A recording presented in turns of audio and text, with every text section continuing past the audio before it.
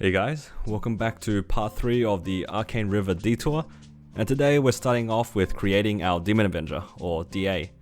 DA is a pretty solid class up to the early 100s, so I was looking forward to playing this class. The main reason for us making this class is of course to make it for its link skill, which is just another 10% damage at level 2. So this link skill is the same as the Kana link, and as I mentioned before in the previous parts, I'm making these easy damage links first before working on my EXP links, because my EXP links I think are gonna take some time and the extra damage will help. I'll be working on my EXP links after I finish my DA.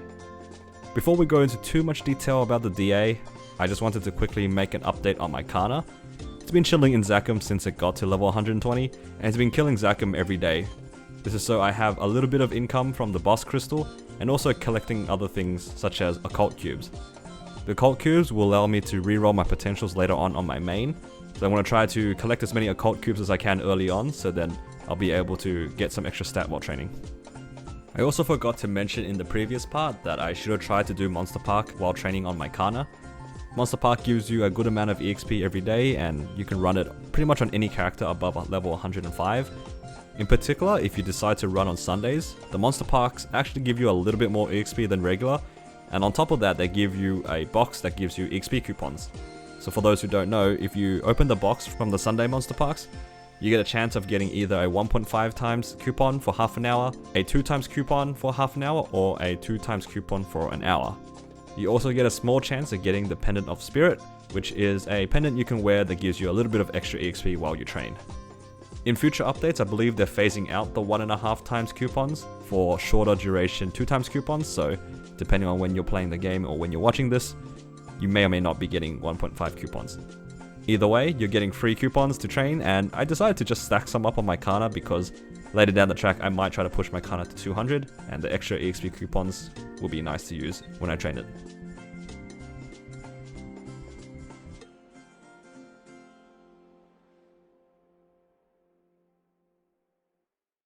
Anyway, back to the DA. One of the first things that I did on the character was to make sure I actually linked the Kana's link skill that I already finished. This way my DA will have an extra 10% damage while trained, and hopefully this will speed things along. Maybe not much, but you know, I'll take whatever I can get at the moment. In the early levels, I went through a lot of the quests that were available in the starter town. It was kind of fun exploring the town during these early quests because it was my first time going through some of these places. I'm sure the EXP might have been faster to just train, but honestly the quests were kind of fun to do to have a change of pace from just hitting mobs.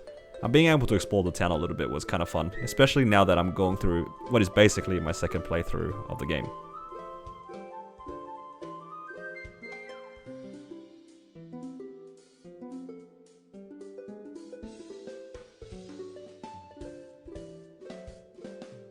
At level 30, we quickly get our second job skills, and then this is where we start finding out what the D in DA stands for, and that is dungeons.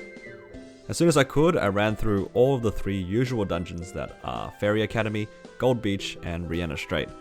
I didn't go through them in any particular order, and there really isn't much to say about these dungeons anymore. And in the future parts, I probably will just skip showing these because I don't want you guys to keep seeing the same thing, so this might be the last time you'll see these 3 dungeons. The new thing that I did try doing this time around was to do Eladin Forest, which is the 4th theme dungeon that I mentioned that you can do at level 30. I wanted to see how this dungeon scaled past level 60, and honestly the EXP was still pretty decent. My biggest issue with this particular theme dungeon that actually made me quit doing it halfway was the fact that there was so much walking. Like seriously, look at this map. They made me walk from the house to the far right, then back to the house, and then back to the far right, and then I gave up. There's way too much walking, and I would never consider doing this one unless I had a teleport rock, but at this point in the game, teleport rocks are a luxury that I cannot afford, so there's no way that I'm going to be doing this dungeon ever again. At this point, I was pretty tilted by the theme dungeon, so I just went to the drakes and just smacked mobs at the drakes until I leveled up. In hindsight, I probably could have tried to do the level 60 theme dungeon, which is Mushroom Kingdom, so maybe I'll try that for my next characters and see how the EXP is.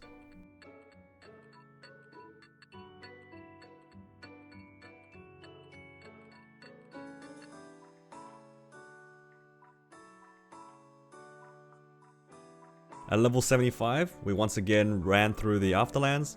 I was pretty surprised how fast the Afterlands was, considering how I didn't have Kishin this time compared to when I did it on my Kana. Maybe the spawn enhancement doesn't work in these theme dungeons, so I'm not too sure.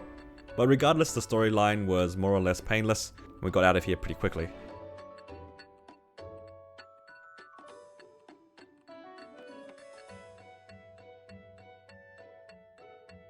Afterwards, I trained in Vern Mine. Last time I tried to train on the right side of Ariant, but I wanted to see where the Maple Guide would take me this time. In this particular map in Vern Mine, the Raccoon one, it's a bit random that I went here, it wasn't by choice. But it felt like the spawn here was better than the right side of Ariant, and the mobs were not too tanky compared to the rabbits, so I was pretty happy to train here up into level 90.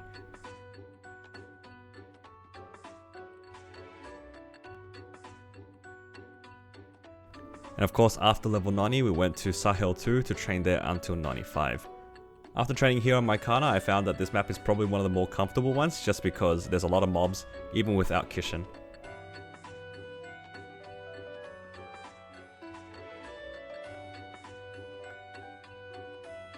At level 95, I tried training in the ferry map in Ellen Forest that I mentioned in the previous part.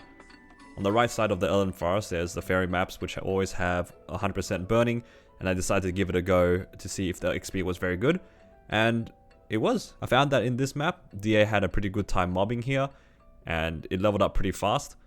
The mobs do take a little bit longer to die because they are level 100 or close to level 100, but despite that, they do give a lot of EXP per mob compared to some of the other mobs that I've trained on before, and the fact that it has really high burning all the time makes it for some pretty easy training, all the way up to level 101.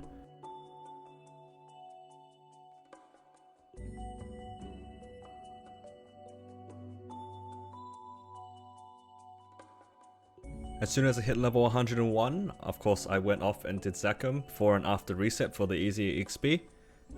Again, just a reminder, every time you do Zakum, try your best to try to get a rune, because the rune definitely makes it a lot easier to get a lot of levels. And if you can stack on extra EXP coupons that you might have, or go for MVPs, you get even more, and their levels are just so easy at this point.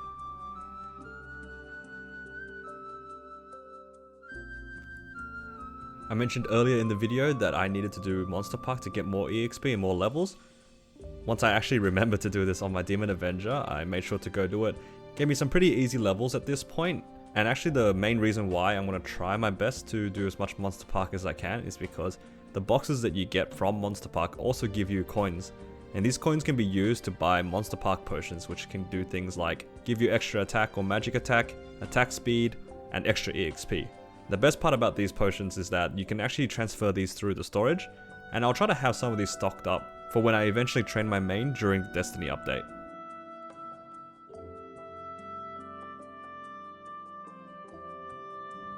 And to round up this video, I got my DA to 120 at the Robos again like I did for my Kana, and then afterwards I left my DA at Zakum for it to gather bossing crystals.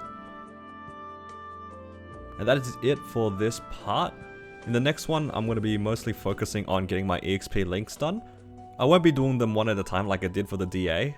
I'm going to try to make the future videos more and more condensed, so then you guys don't always have to keep seeing me do the same training over and over again. So in the next one, I'm most likely going to be showing you guys probably all 3 of the EXP links done and completed. I'll talk a little bit more in the next video what my strategy is making the EXP links, because I feel it doesn't hurt to try to make the EXP links go by a little bit faster, because some of the other characters can be quite painful to train. A lot of people complain about classes like Mercedes and Evan having a rough time training, so I'm sure there's a way for me to optimize it a little bit more to make it a little bit more seamless for myself. But for now though, that's 2 characters done. Both my DA and Kana are finished with the level 2 link.